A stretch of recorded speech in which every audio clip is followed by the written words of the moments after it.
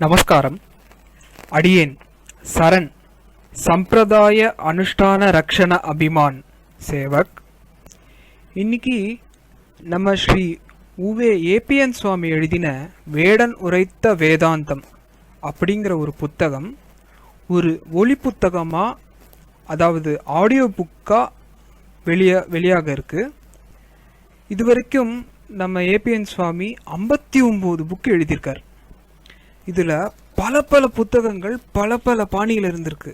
For example நாவல், ஒரு சிலது கதை, ஒரு சிலது மகாகாவியத்தோட எக்ஸ்ட்ராக்ஷன் மாதிரி, அந்த மாதிரி நிறைய இருக்குது.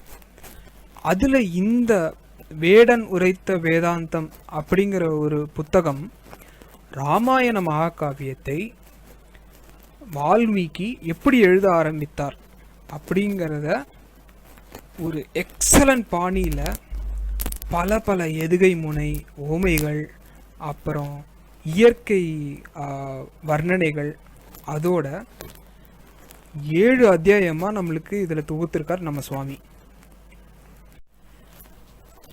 இந்த அனுபவத்தை எழுதின அவரே அவரோட டோனில் நம்மளுக்கு அந்த அனுபவத்தை கொடுத்தா, அடாடா என்ன ஒரு நல்ல சான்ஸ் கிடச்சிருக்கு நம்மளுக்கெல்லாம். ஒரு அத்தியாயத்துலேயும் ஒரு அனுபவம் இருக்குது. இந்த ஆடியோ புக்கோட ஒரிஜினல் புக், அதாவது இதை வாசிக்கணும்னு ஆசைப்படுறவாளுக்கு ஏபிஎன் சுவாமியோட புக்ஸ் அண்ட் ஆர்டிகல்ஸ் எல்லாமே அவருடைய apnswami.wordpress.com/blog pages அப்படிங்கிற ஒரு வெப்சைட்டில் ஃப்ரீயாகவே அவைலபிளில் இருக்குது. இப்போ இருக்கிற யங்ஸ்டர்ஸ்க்கெலாம் இந்த புக்கிங்கிற ஒரு விஷயம் ஒரு பெரிய வரப்பிரசாதம். இந்த மாதிரி அனுபவத்தை நம்ம மிஸ் பண்ணாமல் இருக்க எல்லாரும் கண்டிப்பாக ஏபிஎன் சுவாமி அக்ஷரவாணி அப்படிங்கிற இந்த யூடியூப் சேனலுக்கு சப்ஸ்கிரைப் பண்ணி அந்த பெல் ஐக்காம மறக்காமல் கிளிக் பண்ணிடுங்கோ. நான் வேடன் உரைத்த வேதாந்தமை நம்ம எல்லாருமே அனுபவிக்கலாம்.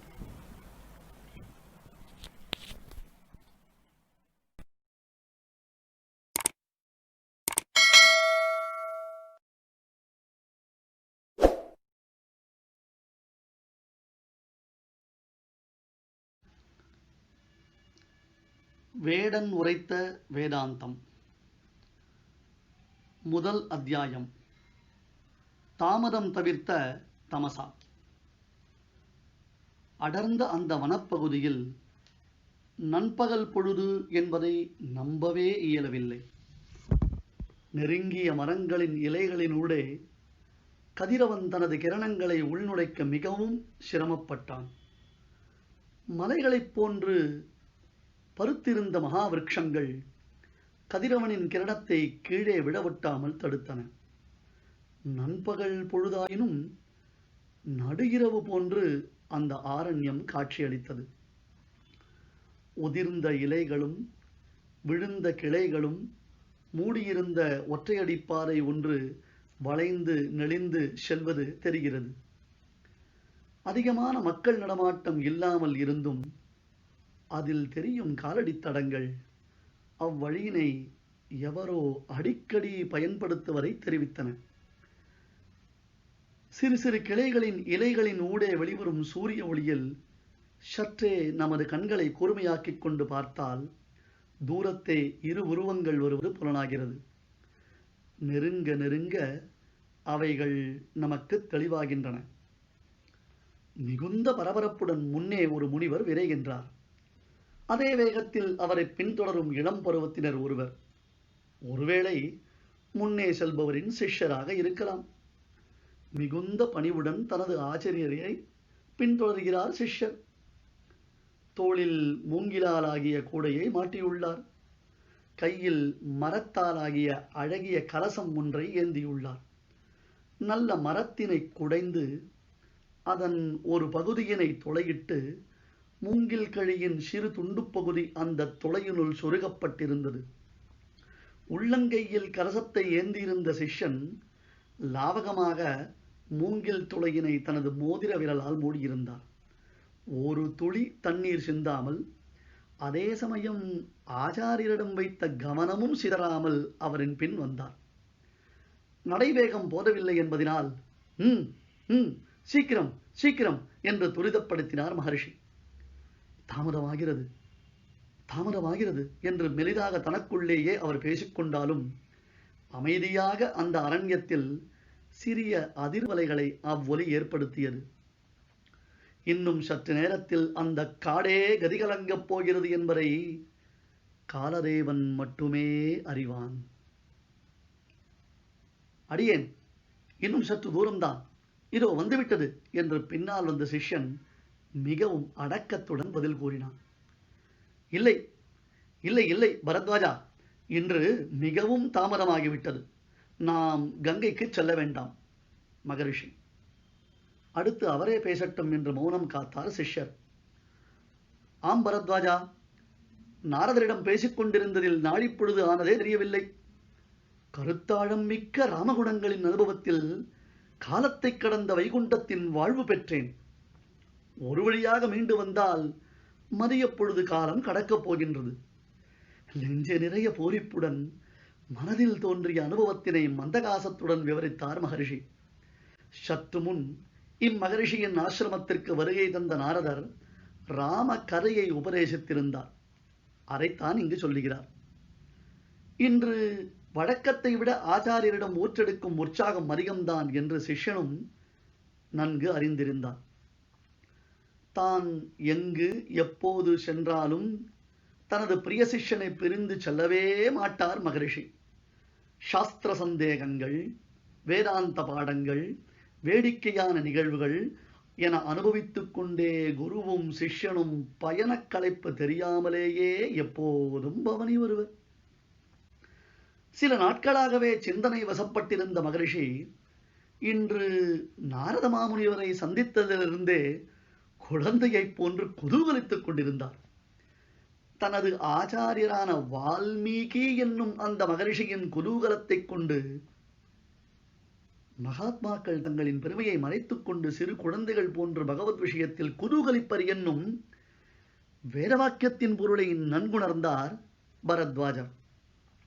அதனால்தான் அவர் பேசும் பொழுது அதிகம் குறுக்கிடாமல் அளவாக பேசினார். பரத்வாஜா, மதியத்தில் செய்ய வேண்டிய நியமங்களுக்குரிய காலம் நெருங்குகிறது. தொலைவில் உள்ள கங்கைக்கு சென்றால் தாமதமாகும். எனவே இன்று நமது நீராட்டத்தை அருகேயுள்ள தமசா நதியிலேயே செய்யலாம் என்றார். பரத்வாஜன் மெதுவாக தலையசைத்தான். அது வேத புருஷன் வைபவத்தை விளக்கும் பொழுதானது. வழக்கமாக கங்கைக்கு நீராடச் செல்பவர்கள் இன்று தமசா நதியை நாடி வந்தனர். தாமதத்தை தவிர்க்க தமசாவை நெருங்கினர். கடலரசன் மனைவியான அந்த தமசா நதி மகரிஷியின் வரவு கண்டு பூரித்தாள். மகாத்மாவின் பாதம் பட்டாலே பாக்கியம் தனக்கு என நினைத்தவள் இப்போது தனது துறைகளில் இறங்கி அவர் தீர்த்தமாடப் போகிறார் என அறிந்து மேலும் குதூகலித்தாள். வெண்மையான நிறைகள் பொங்கி கலகலவென்று வெள்ளப்பெருக்கு தமசாவின் மகிழ்ச்சி பெருக்காக பொங்கியது. மனிதனுக்கு ஏற்படும் துர்குணங்களில் தமோகுணம் மிகவும் ஆபத்தானது. சோம்பல், அயர்ச்சி, கோபம் முதலியவை இக்குணங்களின் ஆதிக்கங்களேயாகும். தமசாவோ இதற்கு மாறானவள். கலக்கத்தை நீக்கி தெளிவு தருபவள். புண்ணிய நதி கங்கை போன்ற பெருமை இவளுக்கும் உண்டு. குருவும் சீடனும் நதிக்கரைக்கு வந்தனர். கரை தாண்டிய வெள்ளமாக பொங்குபவள் என்று கரையோரம் மெலிதாக படர்ந்தாள். துளிர் அரும்பும் கொடி ஒன்று மெல்லிய காற்றில் பற்றுக்கோடு இல்லாமல் அலைவது போன்று மெலிந்த நீர் வெள்ளத்தால் கரையோரம் வளைந்து பிரவகித்தாள் தமசா.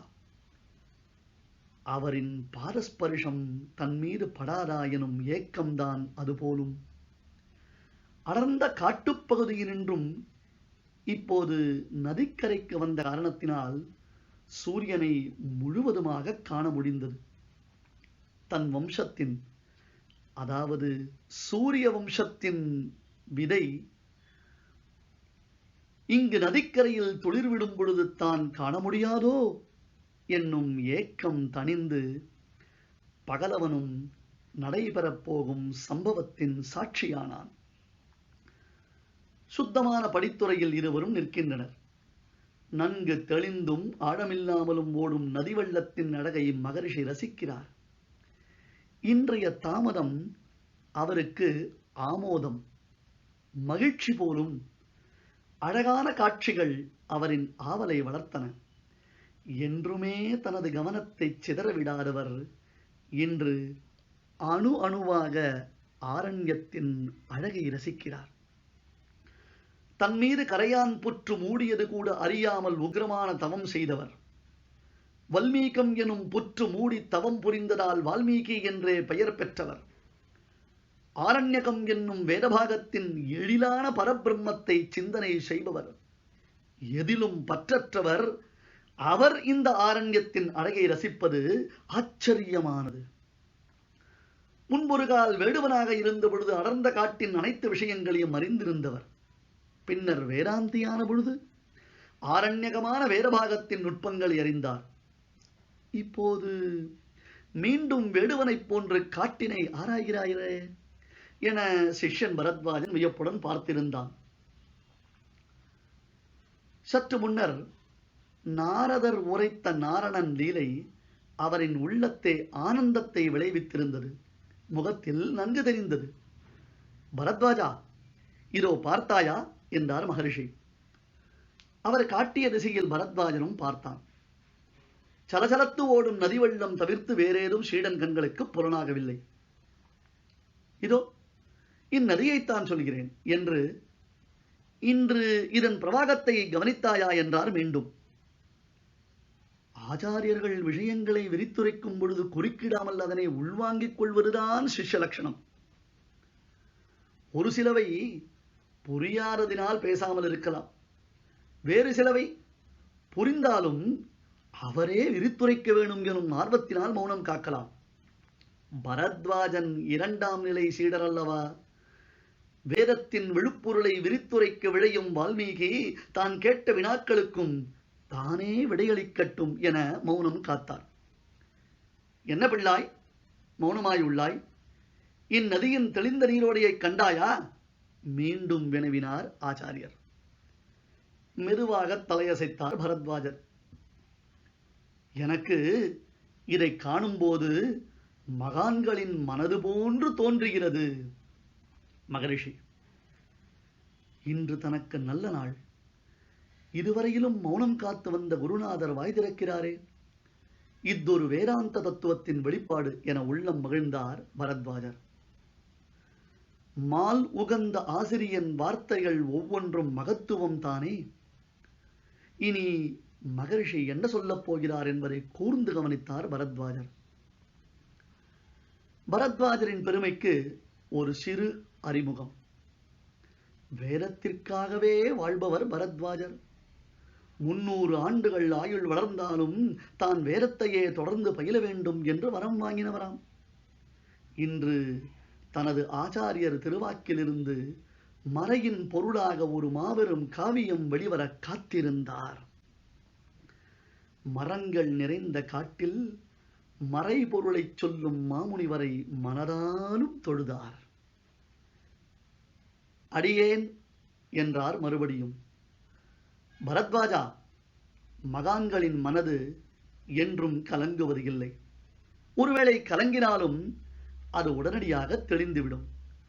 விரைந்து பேச ஆரம்பித்தவர் சற்றே நிறுத்தினார். திடீரென்று அவரின் பேச்சு தடையுற்றதை கவனித்த சீடன் குருவின் திருமுகத்தை நோக்கினான். வேடன் உரைத்த வேதாந்தம் முதல் அத்தியாயம் முற்றும்.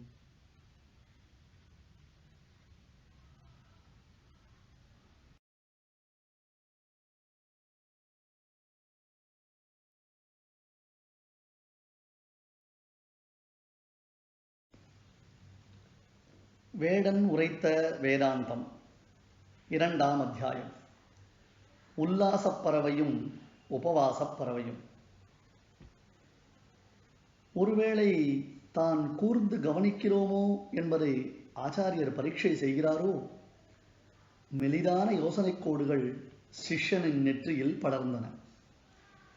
உச்சி வெயில் ஆதலாலும் விரைந்து வந்த காரணத்தாலும் நெற்றியில் துளிர்த்த வியர்வை கோடுகள் படிப்படியாக இறங்கி மெலிதாக வழிந்தன. மலை முகடுகளிலிருந்து பெருகும் அருவிகள் பாறைப்படிமங்கள் மீது படர்ந்து வழிவது போன்று வியர்வையின் பெருக்கு. அதே சமயம் மகரிஷியின் பார்வை சென்ற திசையையும் பார்த்தார். அவரின் பேச்சு தடைப்பட்ட காரணமும் புரிந்தது. வசந்த ருத்துவானதனால் பூத்து கிளைத்து செழித்து வளர்ந்த மரமொன்றில் 2 அன்றில் பறவைகள் அமர்ந்திருந்தன. அழகிய சிறகுகளை விரித்தும் அனைத்தும் மெல்லிய அலகுகளினால் உரசிக்கொண்டும் இனிய நாதத்தினால் இயற்கையை அழகுபடுத்திக் கொண்டும் அந்த பட்சிகளின் காதல் சொல்லாபத்தைக் கண்டுதான் வால்மீகி வாய்மூடினார் என்பது புரிந்தது. அந்த இயற்கையில் லயித்த பார்கவர் வால்மீகி மறுபடியும் தன் வசமடைந்து பேசலானார்.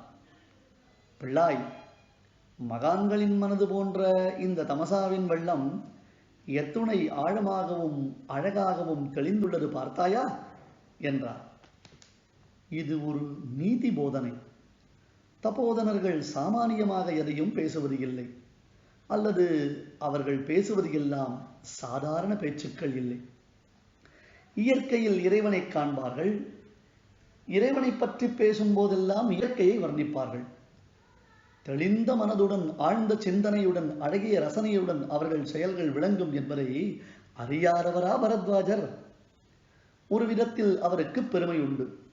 எத்தனையோ சீடர்கள் நான் முன்னே என போட்டி போட்டுக்கொண்டு குருவுக்கு கைங்கரியம் செய்ய தயாராக உள்ள பொழுது தன்னை தேர்ந்தெடுத்து இத்தனியிடத்தில் அழைத்து பேசுவது பாக்கியம்தானே. எப்போதும் எண்ணற்ற யோசனையில் ஆழ்ந்திருப்பவர் இன்று ஏகாந்தமாக இயற்கையை ரசிப்பதும் வியப்பளித்தது. மாத்தியானிக காலம் நெருங்கிவிட்டது. விரைந்து செல்ல வேண்டும் என துரிதப்படுத்தியவர் இப்போது துளியும் பதட்டமில்லாமல் வேடிக்கை பார்த்து கொண்டு தன் வஸ்திரத்தை உடுத்துகிறாரே. தாபசருக்கு, தவசீலருக்கு தாமதம் தகுமோ என்று கூட அவரின் எண்ண ஓட்டங்கள் எழுந்தன. மரத்தையும் பறவையையும் கண்டதுமே நேற்று குருகுலத்தில் நடந்த வேதாந்த பாடம் நினைவில் நிழலாடியது. ஒரு மரத்தில் 2 பறவைகளை வைத்து எத்தனை அழகாக வாழ்க்கையின் தத்துவத்தை போதித்தார் ஆச்சாரியர். அதை தான் நினைவில் வைத்துள்ளேனா என பரீட்சை செய்கிறாரா? முண்டகோபனிஷத்தின் முத்தான கருத்துக்களைத்தான் இந்த மரத்தில் பிரத்யட்சமாக காண்கிறோமோ என முதல் நாள் பாடத்தை மீண்டும் நினைவில் கொண்டார். ஒரு அழகான மரத்தில் பொன்மயமான சிறகுகளுடன் கூடிய 2 பறவைகள் அமர்ந்திருந்தன. அதில் ஒன்று மரத்தில் பழுத்த பழங்களை விரும்பி உண்கிறது, மற்றொன்று பழங்களை உண்ணாமல் அமர்ந்துள்ளது. ஒரு பறவை பழத்தை சாப்பிடுவதற்கு மற்றொன்று சாட்சியாக உள்ளது. உபனிஷத்தின் உள்ளர்த்தம் உபதேசத்தால் மட்டும்தானே புரியும். உன்னிப்பாக கூர்ந்து கவனிக்கும் மாணவர்களுக்கு உவகையுடன் விரித்துரைக்கிறார் உயர்ந்த தவமுனிவர். சீடர்களே, கவனமாக கேளுங்கள். இந்த மரம்தான் நாம் இருக்கும் தேகம். ஆம், தேகத்தை மரமாக உணர்வது வேதாந்தத்தின் உச்ச நிலை. உயிரற்ற தேகத்தை கட்டையாக வர்ணிப்பதும் உலகியல்புதானே. உயிரின் சம்பந்தம் மட்டுமே இந்த உடலை நாம் ரசிக்கும்படி செய்கிறது. உயிரில்லை என்றால் இதுவும் மரக்கட்டைதான். அதைத்தான் உணர்த்துகிறது உபநிடதம். மரத்தில் பழங்கள் பழுக்கின்றன, தேகத்தில் புண்ணியம் பாபம் பலன்கள் பழங்கள் உண்டாகின்றன. உயிரினும் மேலான ஆத்மா பறவையாக இம்மரத்தில் வசிக்கிறது. பழுக்கும் மரத்தில் தானே பட்சிகள் வசிக்கும். பழங்களை உண்ணத்தானே புள்ளினங்கள் விரும்பும். ஆத்மாவும் புண்ணிய பாப பலன்களை தேகம் என்னும் மரத்தில் இருந்து உண்கிறது. இதொரு விசித்திரம். பருவநிலைகளுக்கு உட்பட்டுத்தானே மரங்களில் மாற்றம் உண்டாகும். இளவேனிற் காலத்திற்கும் இலையுதிர் காலத்திற்கும் இடையே வேறுபாடுகள் உண்டல்லவா? ஆனால் தேகம் என்னும் மரத்தில் என்றுமே பலன் தரும் காலம்தான். வெளியே பழுத்து உள்ளே விரும்பியுள்ள பாபம் என்னும் பழமானாலும், தொட்ட இடமெல்லாம் தென்சுவை பெருக்கும் புண்ணியம் என்னும் பழமானாலும் பறவைக்கு பிடித்தமானதுதான். இது உணவின் ருச்சி மட்டுமல்ல, உணர்வின் ருச்சியாகும். பசித்தும் ருச்சித்தும் புசிப்பது அல்ல, புசிப்பது பொழுதுபோக்கானது, ருச்சிப்பது அதன் கடமையானது. இதிலுள்ள விசித்திரம், ஒரு பறவை மட்டும்தான் உண்கிறது, மற்றொன்று அதனை பார்த்து கொண்டிருக்கிறது. அற்புதமான இந்த விளக்கத்தை ஆச்சாரியர் உரைத்தது கண்டு சீடர்கள் ஆனந்தமாக அனுபவித்துக் கொண்டிருந்தனர். ஒவ்வொருத்தர் உள்ளத்தில் ஆர்வத்தின் ஆர்வரிப்பு அவர்கள் முகத்தில் பிரதிபலிக்கிறது. அடுத்து என்ன சொல்வாரோ மகாத்மா என உற்று அவரின் முகத்தை நோக்கினர். இன்னொரு பறவையான உண்ணாவிரத பட்சி யாரு தெரியுமா? நம் உள்ளத்தை உறையும் மால். ஆம், அவன் என்னுள்ளான், உன்னுள்ளான், இந்த இயற்கையின் உள்ளும் புறமும் நிறைந்துள்ளான். அனந்தமான பிரம்மத்தை பிரபஞ்சத்தின் ஆத்மாவாக கண்ட மகரிஷி உள்ளத்தில் உருகி உணர்வுகள் பெருகி அந்த ஆனந்த சாகரத்தினுள் அழுந்தித் தெளித்தார். மெலிதாக மூடிய அவரின் கண்களில் பரமபுருஷனை அனுபவித்த பரவசம் தெரிந்தது. தத்துவத்தை தான் மட்டும் உணர்ந்தவன் ஞானியாவானா? இல்லை என்கிறது சாஸ்திரம். தானறிந்த தத்துவத்தை தன்னை அண்டியவருக்கும் உணர்த்துபவனே ஞானி, அவனே பரமாத்மாவின் ஆத்மாவாகிறான் என்கிறது கீதை. இங்கே வால்மீகி தனது அனுபவத்தை சீடர்களுக்கு அள்ளி வழங்குகிறார். பரிபூர்ண பிரம்மத்தின் எல்லையில்லா புகழில் திளைத்தனர் அனைவரும். மீண்டும் தத்துவத்தை விளக்குகிறார் குருநாதர்.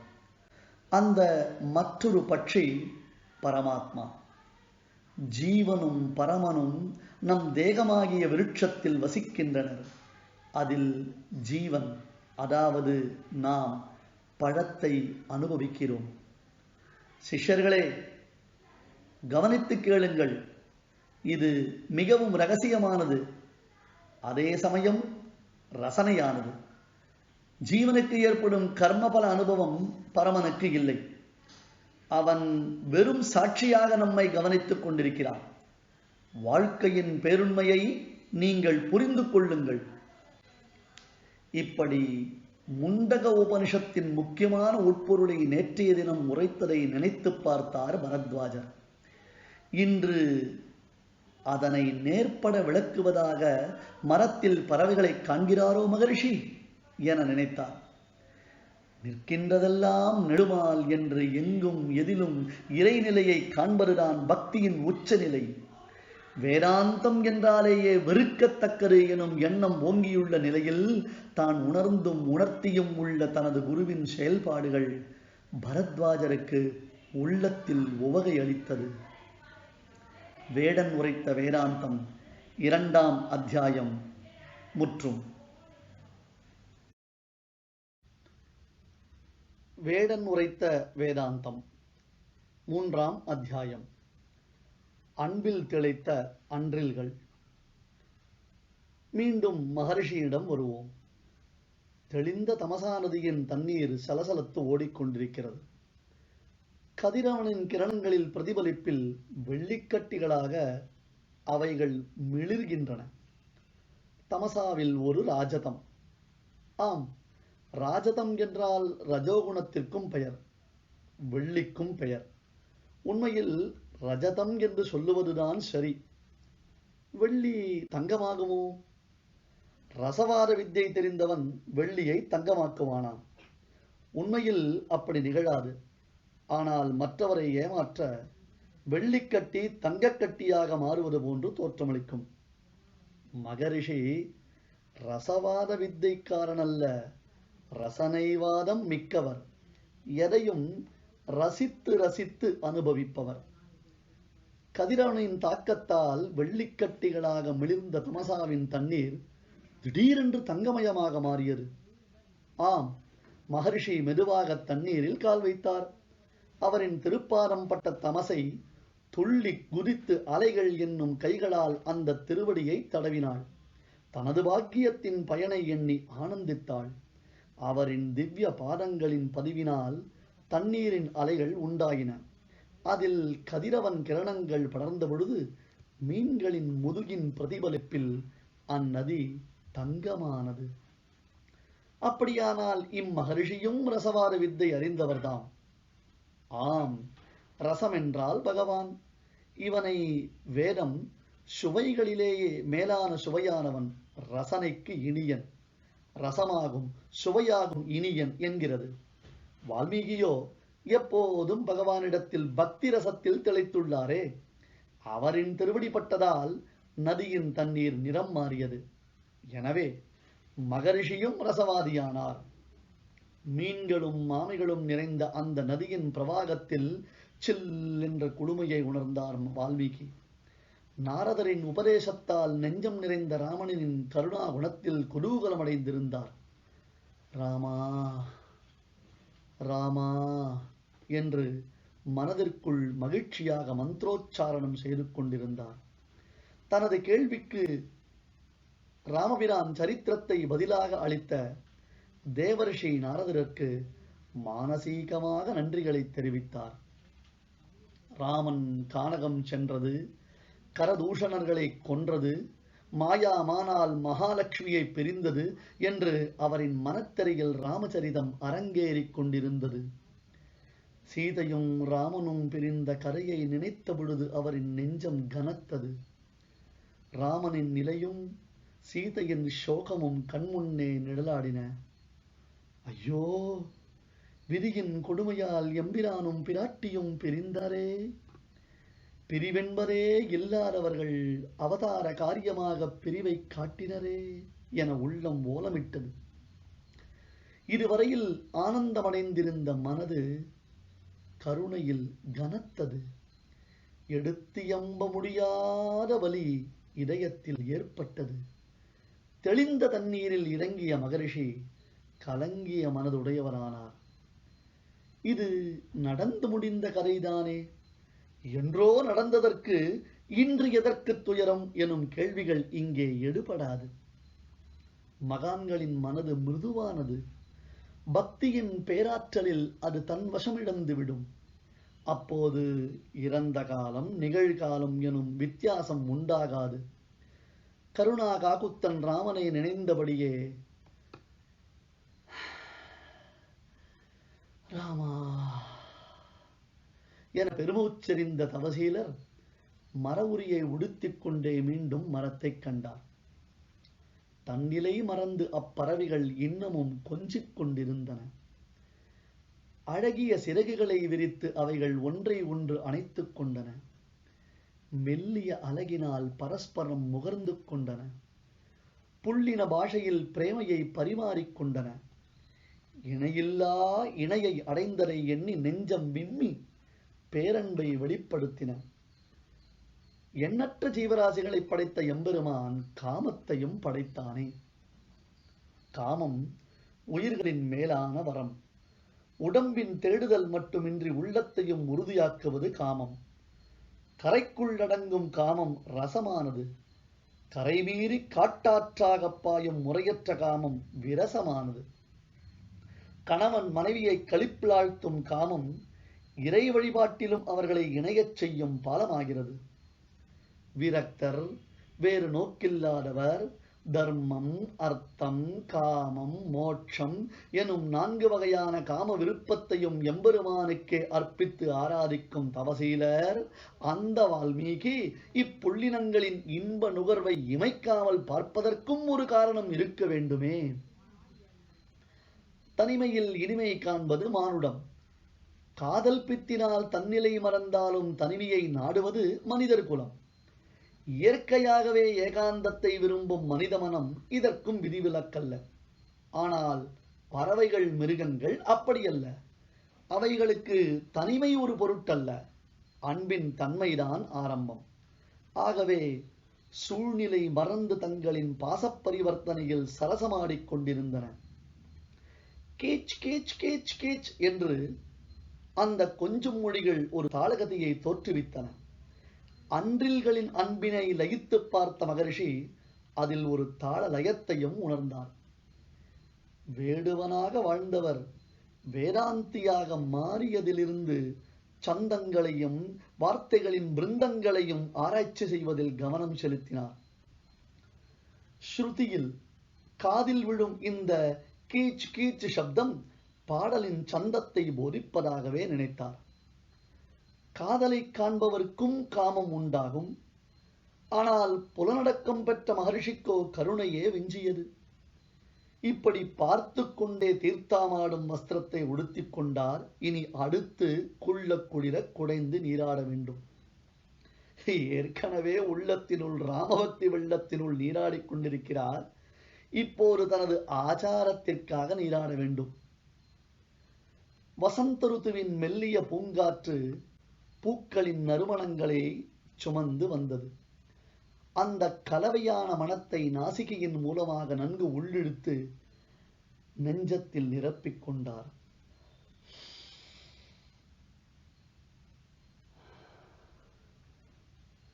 மனதினுள் குடிகொண்ட மாவீரன் ராமனை மலர் மனங்களால் அர்ச்சனை செய்கிறார் போலும். அகிம்சை, புலனடக்கம், கருணை, பொறுமை, ஞானம், தவம், தியானம், சத்தியம் ஆகிய 8 புஷ்பங்களால் எம்பெருமானை அர்ச்சனை செய்ய சாஸ்திரங்கள் விதிக்கின்றன. சுகந்த மலர்களின் மனத்தைச் சுமந்த காற்றைக் கொண்டு தன் தவத்தின் தன்மையை சீர்தூக்கி பார்த்தார் வால்மீகி. அனுஷ்டானத்தில் தாமதம் உண்டாகும் என பயந்துதானே தமசாவிற்கு வந்தார். இப்போது இங்கு காலம் கடக்கிறதே. இல்லை, காலம் கடக்கவில்லை. முக்காலமும் உணர்ந்த மகாஞானியை கடந்து காலதேவனால் செல்ல முடியுமா? காலம் கடக்கவில்லை. காலன் கவனித்துக் கொண்டிருக்கிறான். காமத்தினால் தாமதமாகிய காலம் காரணத்தினால் காத்திருக்கிறது. உள்ளத்தே உறையும் பகவானுக்கு இவர் அளித்த 8 பூக்களையும் ஒரே மாலையாக தொடுத்து இவர் கழுத்தில் அணிவித்து காலதேவன் கொண்டாடப் போகிறான். திடீரென்று காற்றை கிழித்துக் கொண்டு ஒரு சப்தம் கேட்டது. மந்த மாருதத்தின் ஊடே ஒரு சண்ட மாருதம். கண்ணிமைக்கும் நொடிதான் எனும் ஒலியுடன் பாய்ந்த கூரன்பு ஒன்று ஆண் பறவையை அடித்து வீழ்த்தியது. தேகத்தின் ஒரு புறம் பாய்ந்த கூரம்பு மறுபுறம் வெளியேறியது. அன்பில் திளைத்த அன்றில்களில் ஆண் பறவை அம்பினால் அடிபட்டு விழுந்தது. இது கொடூரம் என்றோ. வேடன் உரைத்த வேதாந்தம் 3ஆம் அத்தியாயம் முற்றும்.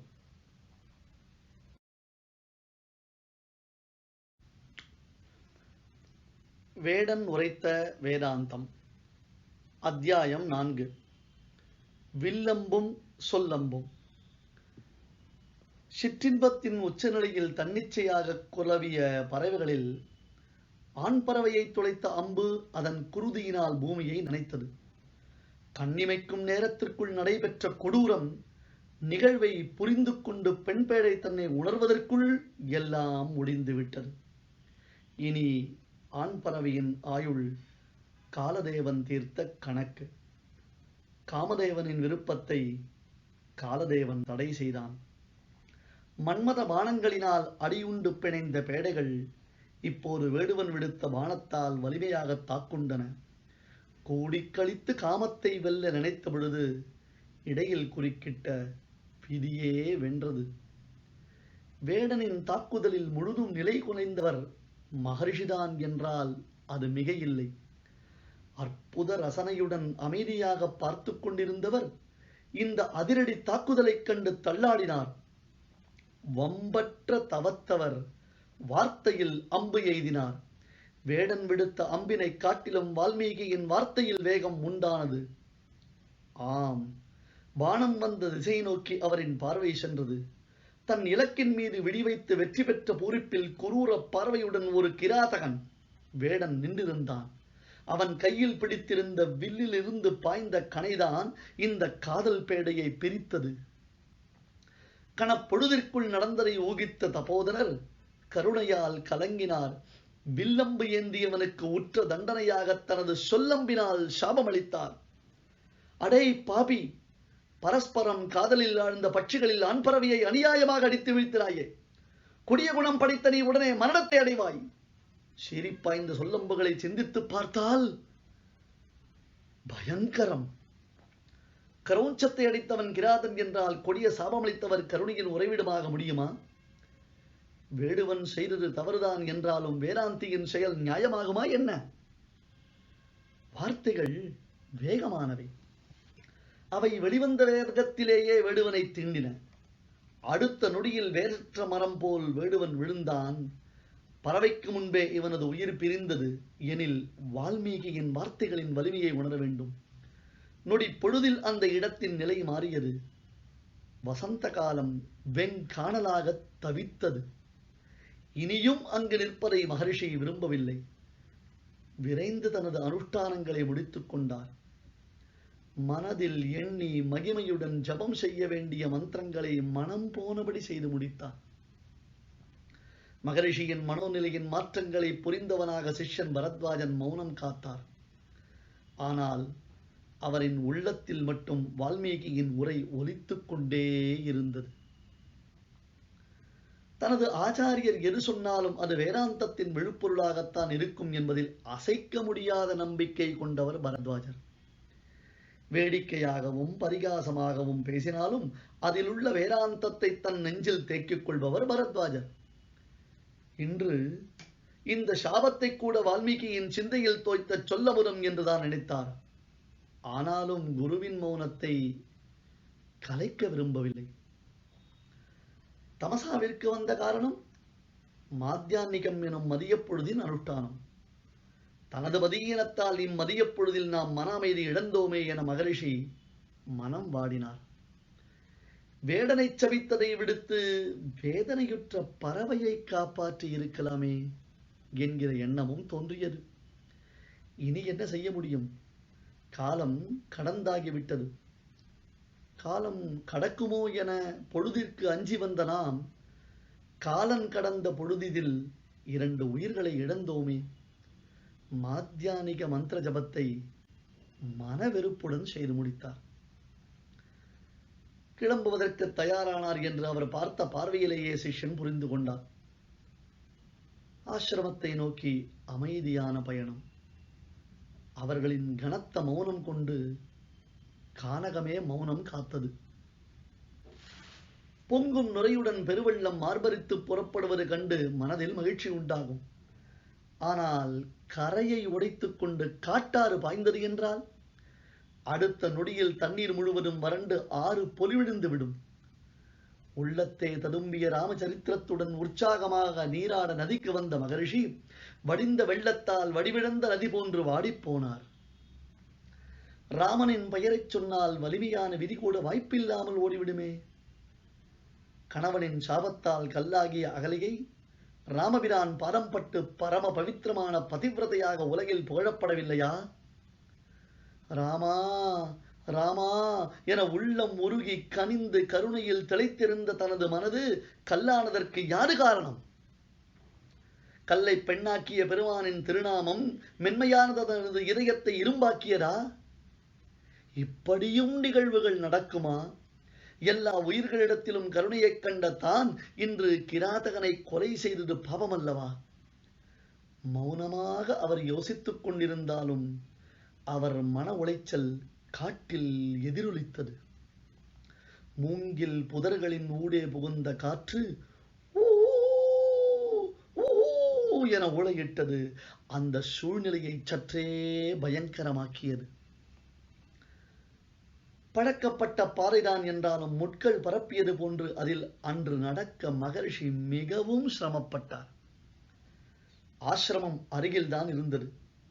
இருப்பினும் ஆற்றிலிருந்து ஆசிரமம் செல்லும் பாதை அன்று மட்டும் முடிவே இல்லாமல் நீண்டு செல்வதாக அவருக்கு தோன்றியது. ஆரண்யம் என்னும் வேதப்பகுதியை அனாயாசமாக அத்தியனம் செய்தவர் அவைதிகர்களாக, அதாவது வேதத்தை நிந்தனை செய்யும் வாதிகளின் விபரீத வாதங்களாகிற முட்களை களைந்து ஆரண வழியாம் வேதநெறியை செம்மையாக்கியவர் இன்று மிருதுவான கால் தடத்தில் நிலை தடுமாறி மயங்குகிறார். பகவத் விஷயத்தில் மனம் மயங்குவது மகான்களின் மாண்பு. ஆனால் பாரத்தை நெஞ்சில் சுமத்திருப்பதால் அவர் நிலை தடுமாறுகிறதோ? என்றுமே வேதநெறி தவறாதவர் இன்று தான் வேறு வழி தவறினோமோ என மனதிற்குள் மருகுகிறார். ஆசிரமத்தை நோக்கி கால்கள் முன்னே பயணித்தாலும் அவரின் எண்ண ஓட்டங்கள் பின்னோக்கிச் சென்றன. மனமெனும் திரையினுள் மறந்து போன காட்சிகள் மறுபடியும் ஓட ஆரம்பித்தன.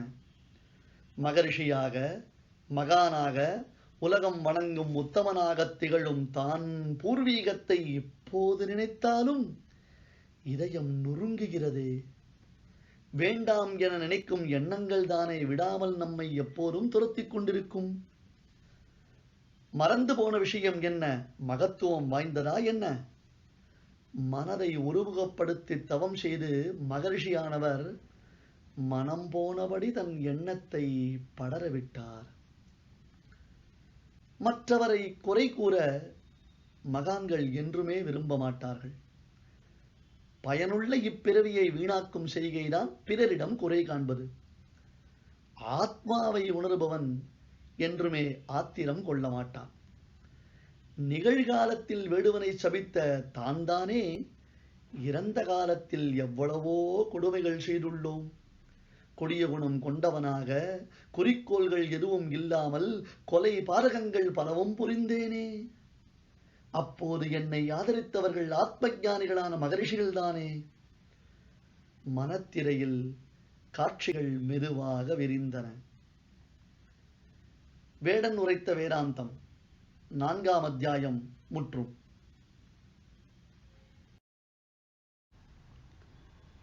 வேடன் உரைத்த வேதாந்தம் அத்தியாயம் 5. கிராதனாய் மாறிய ஹாரீதன். மகரிஷியின் பூர்வீகம் நமது வாழ்க்கைக்கான தெய்வீகம். சிறுவன் பிராச்சேதஸ் மிகவும் சுட்டியானவன். தந்தையிடம் வேதாபியாசம் செய்யும் போதும், நண்பர்களுடன் விளையாடும் போதும், சாஸ்திர பாடங்களை விசாரம் செய்யும் போதும் அவனது மேதாவிலாசம் தனித்தன்மையாக திகழும். குருகுலத்தில் பிராச்சேதஸ் என்றாலேயே தனி கௌரவம்தான். அவனை ஹாரீதன் என்றே அனைவரும் அழைப்பர். படிப்பில் கெட்டிக்காரனாக இருந்ததால் அவனுடைய குற்றங்களை அத்தியாபகர்கள் பெரிதாக கருதவில்லை. இருப்பினும் அவ்வப்போது அவனை கண்டித்தும் வந்தார்கள். நாட்கள் செல்ல செல்ல விளையாட்டுத்தனம் மறைந்து குமாரனுக்கு கொடூர குணங்கள் தலையெடுத்தன. நற்குலத்தில் பிறந்த தன் மகன் பாதை மாறிச் செல்லுகிறானே என அவனது தந்தை வருணதேவராகிய பிராச்சேதஸ் கவலையுற்றார். கருணையுடன் பெருமாள் கண் திறக்கும் காலம் கனியும் என்று காத்திருந்தார். சிறிது நாட்கள் கழித்து சப்தரிஷிகள் வருணனின் ஆசிரமத்திற்கு வருகை தந்தனர். மகான்களின் வருகை மனமகிழ்ச்சி தந்திடுமே.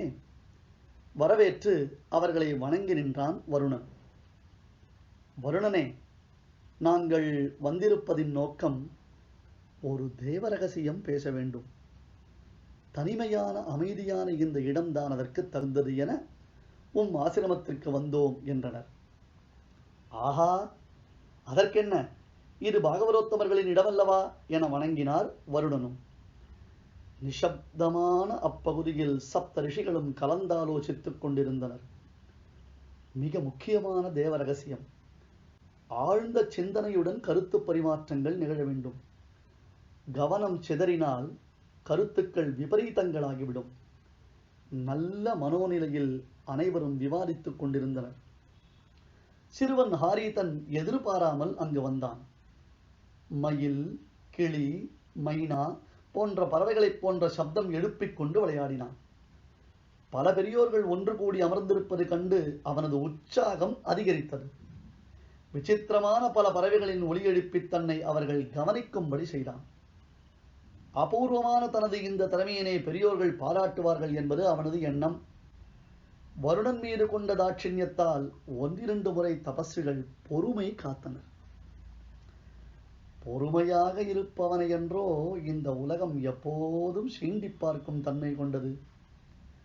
அதுவும் பெரியோர்களின் பொறுமையின் பின்னால் பெரும் பொருள் மறைந்திருக்கும். மண்ணுள் மறைந்திருக்கும் மாநிதியைப் போன்று அவர்கள் மகத்துவத்தை மறைத்து வைத்திருப்பார்கள். தொடர்ந்து தொல்லைகள் அளித்த சிறுவனை அவர்களால் பொறுத்துக் கொள்ள முடியவில்லை. பிரம்மத்தை குறித்த விசாரத்தில் விரும்பத்தகாத இடையூறு, பொறுத்து பார்த்த சாதுக்கள் பொங்கி எழுந்தனர். பிராணிகளை பிடிக்கும் வேடனை போன்ற பலவலிகள் எழுப்பும் இவன் தன் குலத்தை மறந்து வேடனாகவே மாறிவிடுவான் என சாபமளித்தனர். குழந்தை செய்த குற்றத்துக்கு கொடூர தண்டனையா? வருணனின் பெற்ற மனம் துடியாக துடித்தது. மகரிஷிகளே, மன்னித்தருளுங்கள். கருணையுள்ளம் கொண்ட நீங்கள் கலங்குவது கூடாது. என் மகன் அறியாமல் செய்த பிழையை பொறுத்தருளுங்கள் என்று மன்றாடினர். மகான்கள் மன்னிக்கும் குணம் கொண்டவர்கள். அதனால் தானே அவர்கள் மகிமை மிக்கவர்களாக திகழ்கின்றனர். வருணனே, உனது பிள்ளை அறியாமல் செய்திருந்தாலும் எங்கள் வார்த்தையை மாற்றிவிட முடியாது. தவத்தின் தன்மை அத்தகையது. வேடுவனாக மாறினாலும் இவன் ஒரு வேதாந்தியாகவே விளங்கிடுவான். உலகமே வியந்து பார்க்கும் பெரும் தவமுனிவனாக போற்றப்படுவான். காலம் வரும் வரையிலும் காத்திருப்பாய். இதுவும் கார்மேகவண்ணனாம் பகவானின் கருணையே. இந்த வேடுவனின் வேதாந்த உபதேசத்தை சந்திர சூரியர் உள்ளவரை உலகம் கேட்டு உயர்வடையப் போகிறது என்று கிளம்பிவிட்டனர். வருணனும் சற்று குழம்பித்தான் போனான். மகரிஷிகள் தனது மகனுக்கு அளித்தது வரமா அல்லது சாபமா? அவர்கள் வருகையின் நோக்கம் வேதாந்த விசாரத்திற்கில்லையா? தனது அன்பு மகனை சபிக்கத்தான் வந்தனரா? வந்த வேலை முடிந்ததும் புறப்படுகின்றனரே.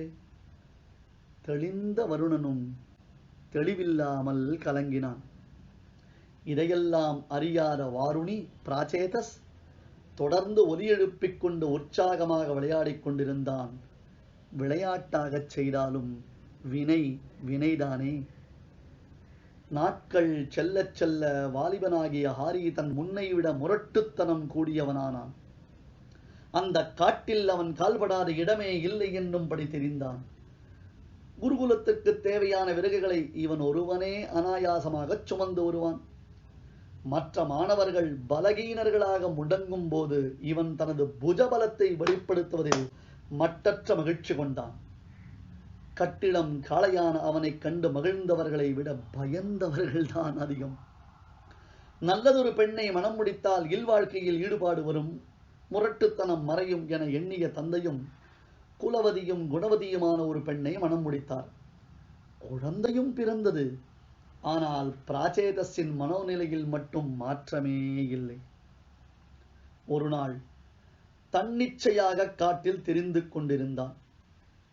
அடர்ந்த வனப்பகுதிக்குள் நெடுந்தொலைவு ஊடுருவி விட்டான். இந்த இடத்துக்கெல்லாம் அவன் வந்ததே இல்லை. அத்தொரு வேடுவ குடியிருப்பு. வழிப்போக்கர்களை அடித்து பிடுங்கும் கொடியவர்கள் அங்கே வசித்தனர். அரசனின் காவலர்கள் அணுக முடியாத வனப்பகுதி என்பதால் அரண்யமே அவர்களுக்கு அரணாக இருந்தது. விலங்குகளை வேட்டையாடி மனிதர்களை கொள்ளையடிப்பவர்கள் மட்டுமின்றி சில நேரங்களில் மனித மாமிசத்தையும் உண்ணும் மிருக குணம் படைத்தவர்களிடையே தன்னந்தனியாக ஒரு வைதிக இளைஞன் உட்புகுந்தான். முதலில் அங்கு அவன் கண்ட காட்சி ஒரு அழகிய பருவப்பெண். வனத்தில் பிறந்தவளின் மேனி வனப்பு வைதிகனை வைத்த கண் வாங்காமல் அவளையே காணத் தூண்டியது. பாசி படர்ந்த குளத்தில் தாமரை பூத்திருந்தால் அது தனி சோபை அளிக்கும் என்பர் பெரியோர். இங்கு வனசுந்தரியின் முககமலத்தில் வைதிக இளைஞன் வசமிழந்தான். அழகான மனைவி, பாசமிகு குழந்தைகள் என ஒரு கணத்தில் கண்முன்னே தோன்றிய அவனது குடும்பம் அந்த வேடுவப் பெண்ணின் வதனத்தில் திளைத்த பொழுது மனதை விட்டு முழுதும் மறைந்து விட்டது. தகாத உறவுக்கு ஆசைப்பட்டால் தர்ம சிந்தனைகள் தானாக மறைந்து விடுமா? குலத்தையும் வேதத்தையும் குருகுலத்தையும் குணவதியான மனைவியையும் மறந்தான். இல்லை இல்லை, வேடுவப் பெண்ணின் பால் தோன்றிய காமம் அவனது நற்சிந்தைகளை முழுவதுமாக மூடியது. காமத்தை கொழுந்து விட்டெறிய நாணத்தை விட்டவனாக அப்பெண்ணை அணுகி தனது காதலை தெரிவித்தான். காதலில் படிப்படியாக காமம் தோன்ற வேண்டுமே என்று காமத்தை முன்னிட்டு காதல் வந்தால் அது நாசத்தை விளைவிக்கும். மோசமான வாழ்க்கைக்கு முன்னுதாரணமாக இக்காதல் காமத்தை தெரிவித்து கதையை தொடர்கிறது. வர்ணாசிரமங்களை மறந்த ஹாரி தன் வனதேவதை போன்ற அப்பெண்ணின் வடிவடையில் மயங்கினான். கணவன் மனைவியிடம் கொள்வது மரபு சார்ந்த காதல். கண்டவுடன் காமத்தில் வீழ்வது மரபணுவையே மாற்றிவிடுமே. அதையெல்லாம் நினைத்து பார்க்கும் மனோநிலையில் அவன் இல்லை.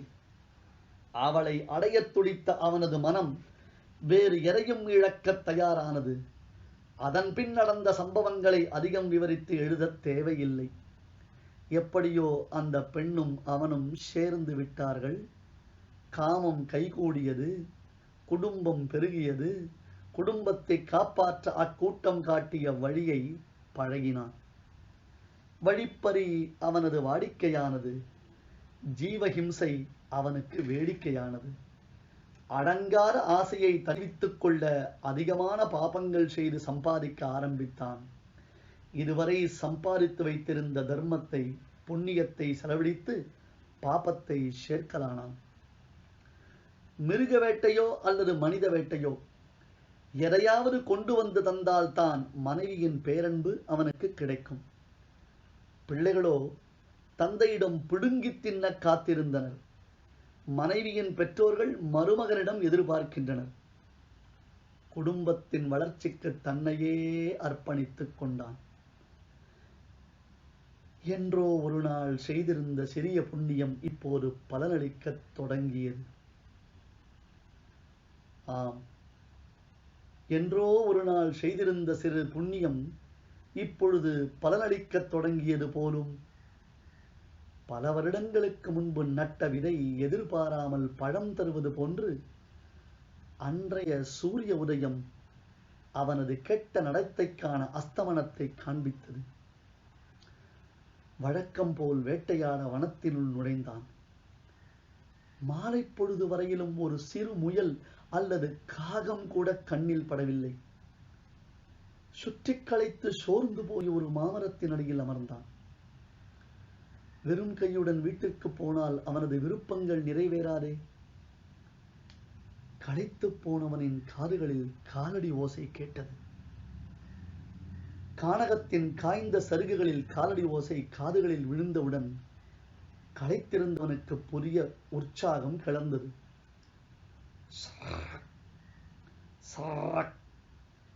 காதுகளை கூர்மையாக்கிக் கொண்டு அந்த காலடி வைப்பின் தன்மையை ஆராய்ந்தான். ஆரண்யத்தில் அடிவைக்கும் ஒலியிலிருந்தே அது என்ன மிருகம் அல்லது மனிதன் என்று அறியும் திறமை அவனுக்கு இருந்தது. அந்த ஒலியை கவனித்த பாக்கியம்தானோ என்னவோ, பின்னாளில் ஆரண்யத்தின் வேதத்தின் அடிகளை, வேதத்தின் வாக்கியங்களை, பகுதிகளை நன்கு ஆராயும் வல்லமை பெற்றான் போலும். யாரோ மனிதனின் காலடி போன்றுள்ளதே. வருபவர் ஏதோ மந்திரம் சொல்லிக் கொண்டு வருகிறார் போலும். ஆம், காட்டு வழியே நடப்பவர்கள் தங்களை காத்துக்கொள்ள ரக்ஷா மந்திரம் சொல்லிக் கொண்டு வருவது வழக்கம்தானே. தன்னை நெருங்கும் காலடி ஓசை கண்டு கேட்டு விரைந்து மரத்தின் பின்னே மறைந்து கொண்டார். ஒரே ஒருவர் என்று அறிந்ததால் கையில் இருந்த வில்லையும் அம்பையும் பூமியில் வைத்துவிட்டு இடையில் சொருகியிருந்த குருவாளை இறுகப் பற்றினான். வருபவர் ஒரு மாமுனிவர். தெய்வீக தேஜஸ் அவரிடம் துலங்கினாலும் முகத்தில் ஒரு விஷமத்தனமான புன்னகை குடிகொண்டிருந்தது. பிராச்சேதஸ் மறைந்திருக்கும் மரத்தின் பக்கமாக அவர் விரும்பியே வருவதாக தெரிந்தது.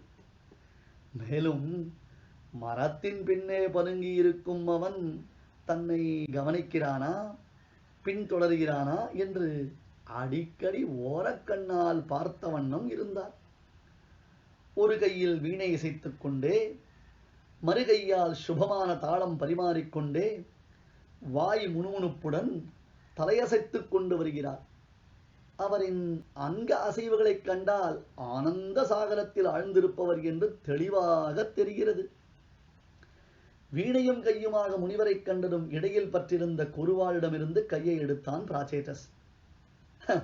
இவரை அதட்ட தனது கம்பீர குரலும் தோற்றமுமே போதுமே, ஆயுதம் எதற்கு என நினைத்தான் போலும். இடையில் இருந்த ஆயுதமும் என்ன நினைத்ததோ தெரியவில்லை, அவன் கையிலிருந்து நழுவி பூமியில் விழுந்தது. இனி அவைகள் அவனுக்கு தேவைப்படாது என அறிந்தன போலும். இரண்டு கைகளையும் இடுப்பில் ஊன்றிக்கொண்டு உருட்டும் விழிகளுடன் முரட்டு உருவமாக திடீரென்று அந்த மகரிஷி முன்பு நின்றான். நில், யார் நீ? மரியாதையாக உன்னுடைய உடைமைகளை தந்துவிடு. உயிர் பிழைக்க வேண்டுமென்றால் நான் சொன்னதை செய் என அதட்டினான். திடுக்கிட்டு பயப்பட வேண்டிய அந்த தபோதனர் மெலிதாக சிரித்து, ஏனப்பா என்னை வழிமறிக்கிறாயே, என்னிடம் ஏதுமில்லையே. என்னை ஏமாற்ற முடியாது. வேஷதாரியே, என் கோபத்தை தூண்டாதே. உன்னிடம் உள்ளதை எடுத்துக் கொடு என மீண்டும் கண்களை விரித்து அகல உருட்டினான். இந்த தவசியை தவிர்த்து வேறு எவராக இருந்தாலும் அந்த சூழ்நிலையில் அரண்டிருப்பார்கள். ஆனால் தவசியோ மீண்டும் நகைத்துக் கொண்டே, பிள்ளாய், நீ உள்ளதை கேட்கிறாயா, எனது உள்ளத்தை கேட்கிறாயா என்றார். என்ன பிதற்றுகிறாய்? என்னை பார்த்தால் பயமாக இல்லையா? உருமினான். பிள்ளாய், நீ எதற்கு வழிவரி செய்கிறாய்?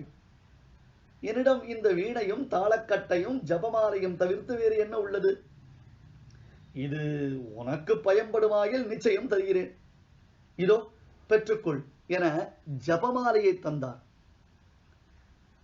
அது அவர் அவனுக்கு தந்த ஜெயமாலை என அறியாதவனாக மேலும் கோபத்தில் கொந்தளித்தான். என்ன எகத்தாளமா? என் குடும்பத்தை காப்பாற்ற கொள்ளையடிக்கிறேன். இந்த வீணையும் மாலையும் எனக்கு எப்படி உதவும்? இதுவரையிலும் எல்லோரிடமும் அடித்து பிடுங்கியவன் இன்று முதலாக அவரிடம் அதிகமாக பேசுகிறான். அருள் மழையில் நனைவதற்கு ஒரு ஆச்சாரியன் கிடைத்த அற்புத தருணம் அது. முன்பே கூறியபடி என்றோ செய்த ஏதோ ஒரு புண்ணியம் அன்று பலித்தது. மகரிஷி அவனது கொடூரமான முகத்தை கூர்ந்து பார்த்தார். அவரின் பார்வையின் தீட்சண்யம் தாழாமல் தலை குனிந்தான். அது அவனை அறியாமல் செய்த வணக்கமாயிற்று. பிள்ளாய், நான் நாரதன், தேவரிஷி. நீ ஏன் இப்படி நராதமனாக கொடியவனாக இருக்கிறாய்? உனது செயல் பெரும் பாபத்தை தரும். கொடிய நரகங்களில் உன்னை தள்ளிவிடும். எனக்கு எல்லாம் தெரியும். உமது உபதேசம் தேவையில்லை. உடைமைகளை மட்டும் தந்துவிடு.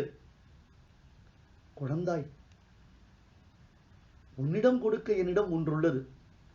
ஆனால் அதை பெரும் வலிமை உனக்கில்லையே என்றார் நாரதர். என்ன, நான் பலமற்றவனா? பார்க்கிறாயா எனது பலத்தை? வேடனே, தேகபலம் வேறு, ஆன்மபலம் வேறு. உன்னிடம் ஆன்மபலம் இல்லை. எனது கேள்விகளுக்கு தக்க விடையளித்தால் உனக்கு விலை மதிப்பற்ற ரத்னம் தருவேன் என்றார். ரத்னம் என்றதும் பேராசையால் விழியில் விருந்து வாய் திறந்தான். மந்திரத்திற்கு கட்டுப்பட்ட நாகம் போல் அவரின் மொழிக்கு பணிந்தான். கனிவான அந்த பேச்சு கடினமான உள்ளத்தை உருக்கியது. இருந்தும் தனது கம்பீரத்தை விடாதவனாக, எங்கே என்னை பரீட்சை செய் பார்க்கலாம் என்றான். கிடைத்த வாய்ப்பை விடுவாரா மகாத்மா? நயம்பட வார்த்தையாடினார் நாரத மகரிஷி. புண்ணியம் பாபம் இவற்றின் வித்தியாசத்தை எடுத்துரைத்தார். தாய், தந்தை, மனைவி, மக்கள் என எவருமே பாபத்தில் பங்கு கொள்ள மாட்டார்கள். சொத்தில் பங்குண்டு கர்ம வினையில் பங்கில்லை என்றார். வறண்ட நிலத்தை மழைத்துளிகள் நனைத்த பொழுது பூமியில் அழுந்து கிடந்த விதைகள் மெதுவாக தலை தூக்குமே. அதுபோன்று அவனது இதயத்தில் இந்த உபதேசம் மாற்றத்தை விளைவித்தது. இதயம் கனிந்தாலும் கர்வம் விடவில்லை. நீர் சொல்வதை எப்படி நம்புவது என்றான். இதுவரை ஒருமையில் அழைத்த அவன் இப்போது மரியாதையுடன் நீர் என்று அழைத்ததை கவனிக்காமல் இல்லை நாரதர். அவனே பேசட்டும் என காத்திருந்தார். ஓய் மகரிஷியே, எனது மனைவி மக்கள் என்பால் மிகுந்த பிரியமுடையவர்கள்.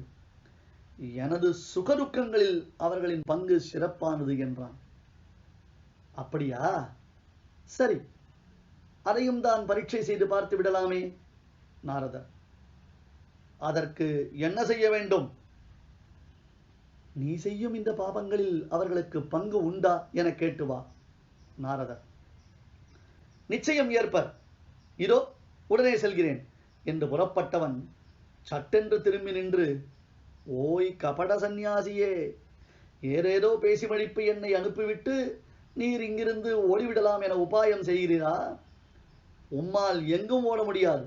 இதோ பார் என்று தான் தங்கியிருந்த மரத்தில் படர்ந்திருந்த கொடிகளைக் கொண்டு அதே மரத்தில் அவரை பிணைத்தான். அவனுக்கு கட்டுப்பட்டு நாரதரும் இணங்கியிருந்தார். சற்று நேரத்தில் தளர்ந்த நடையுடன் திரும்பி வந்த பிராச்சேதஸ் எதுவும் பேசாமல் தலைகுனிந்தபடியே நாரதரின் கட்டுக்களை அவிழ்த்து விட்டான். தனது காரியம் சித்தி அடைகிறது என முனிவரும் உள்ளத்துள் மகிழ்ந்தார். அவனே பேசட்டும் என்று காத்திருந்தார். முனிவரின் கட்டுக்களை அவிழ்த்தவன் திடீரென்று அவரின் பாதங்களில் விழுந்தான். இறுக்கமாக அதனை பிடித்துக் கொண்டு குலுங்கி குலுங்கி அழுதான். பதறிட நாரதர், பிள்ளாய், எழுந்திரு, எழுந்திரு, என்ன இது என்றார். சுவாமி, எனது குடும்பம் என்னை கைவிட்டது. நான் கொண்டு வரும் பொருளை பங்கு விரித்துக் கொள்பவர்கள் எனது பாவத்தை சுமக்க தயாரில்லை. மனைவி, பிள்ளை, உறவுகள் என எவருமே எனக்கு ஆதரவில்லை. அடியேனுக்கு அபயமளியுங்கள், இந்த பாவியை ஏற்றுக்கொள்ளுங்கள் என்றான். அள்ளி எடுத்து அவனை அணைத்த நாரதர், பிள்ளாய், இப்போது எனது ரத்தினத்தை பெறும் தகுதி முழுவதும் உனக்கு உண்டு. அதற்குத்தான் வந்தேன். உலகில் ஒப்புயர்வற்ற கீர்த்தி பெறுவாய். இதோ நான் தரும் மந்திர ரத்னம். இது நன்மையும் செல்வமும் நாளும் நல்கிடும். செல்வமும் மரணமும் தவிர்த்து இன்மையிலும் மறுமையிலும் நம்மை காத்திடும் என்று ஆசீர்வாதம் செய்து ராமா என்னும் மகாமந்திரத்தை, இல்லை இல்லை, மந்திர ரத்னத்தை அவனுக்கு அளித்தார். வந்த வேலை முடிந்தது என்று விடை பெற்றார். அங்கேயே அமர்ந்தான். அன்ன ஆகாரமின்றி தவம் செய்தான். மேனியில் புற்று மூடியது. ராமா ராமா ராமா எனும் அவனின் உள்ளத்தின் குரல் உலகில் எதிரொலித்தது. பிரமன் வந்தார். புற்றுக்குள் இருந்த புனிதனை ஆசிர்வதித்தார். வல்மீகம் எனும் புற்றிலிருந்து தவம் செய்ததால் நீ வால்மீகியாவாய் என்றார். ராமச்சரிதத்தை இவ்வுலகோருக்கு அளித்திடுவாய் என்றார். இப்படி நினைவலைகளில் மூழ்கிய வால்மீகி மீண்டு வருவதற்குள் ஆசிரமம் வந்துவிட்டது. எண்ண ஓட்டத்தில் பயணித்தவர் தன்னை மீண்டும் உணர்ந்த பொழுது ஏறத்தாழ ஆசிரமத்தின் அருகில் வந்துவிட்டதை உணர்ந்தார். வேடுவனாக தெரிந்த தன்னையும் ஒரு மகரிஷி வழிப்படுத்தினாரே.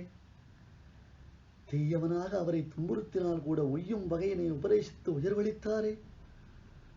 அந்த ஆத்மகுணம் இல்லாமல் தான் மட்டும் ஏன் இப்படி அவசரத்துடன் நடந்து கொண்டோம்? தவறு செய்வது வேடுவன் இயல்பு எனில் தன்மையாக உபதேசிப்பதென்றோ தபோதனருக்கு அழகு. புலன்களை வென்ற தமக்கு வெறுப்புண்டது எதனால் என்று அவரின் உள்ளம் ஓயாமல் ஓலமிட்டது. உணர்ச்சி கொந்தளிப்பில் உள்ளத்தே தடுமாறுகிறார் ஆச்சாரியன் என உணர்ந்த பரத்வாஜன், அடியேன், ஆசிரமம் வந்துவிட்டது என்றான். மகரிஷி வந்துவிட்டார் என்றதும் மாணாக்கர்கள் வழிநடுக அவரை சேவித்தனர். அவரவர் மனங்குளிர அனுகிரகம் செய்பவர் இன்று எதையோ பறிகொடுத்தவர் போன்று கடந்து செல்வது மாணவர்களுக்கு வியப்பாக இருந்தது. பரத்வாஜனை பார்த்து, என்ன என்ன ஆயிற்று ஆச்சாரியருக்கு என சைகைகளால் வினவினர். அப்புறம் சொல்கிறேன், அமைதி காத்திடுங்கள் என தன் கண்களாலேயே அவர்களுக்கு பதிலுரைத்தான் பரத்வாஜன்.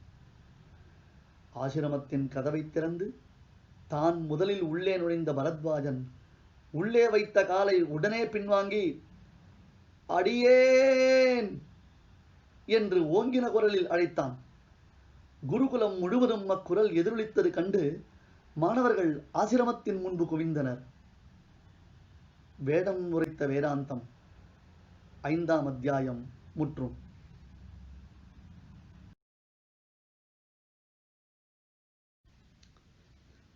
வேடன் உரைத்த வேதாந்தம் அத்தியாயம் 6. காத்திருந்த கலைமகள் நாதன். பரத்வாஜரின் அழைப்பு அலறல் சத்தம் போன்று கடூரமாக இராமல் ஆச்சரியத்தை பிரதிபலிப்பதாக உள்ளதை வால்மீகி உணர்ந்தார். இருந்தும் ஏன் இந்த பதட்டம் என சிந்தித்துக் கொண்டே அவன் கை காட்டிய திசையில் ஆசிரமத்தின் உள்ளே நோக்கியவர் தன்னை அறியாமல் ஆஹா என்றார். ஆர்வ மிகுதியில் மாணவர்கள் ஒன்றும் புரியாமல் முண்டியெடுத்து உள்ளே பார்த்தனர். உண்மையா, இது உண்மையா என வியந்தனர். எப்போதும் யாகம் யஜ்ஞம் நடைபெறுவதால் ஸ்வாஹா ஸ்வாஹா என சப்தம் கேட்கும் ஆசிரமம் இப்பொழுது ஆஹா ஆஹா என்று ஆச்சரியப்பட்டது. ஆம், அவர்கள் உள்ளே கண்டது பிரம்மதேவனை. இது நிஜந்தானா, சாத்தியமா? குருகுலம் ஒரு நொடியில் குதூகலமானது. தங்களின் ஆசிரியரை காண நான்முகனே நேரில் வந்துள்ளானே என ஆச்சரியத்தில் திளைத்தனர். அனைவரிடமும் பரபரப்பு தொற்றிக்கொண்டது.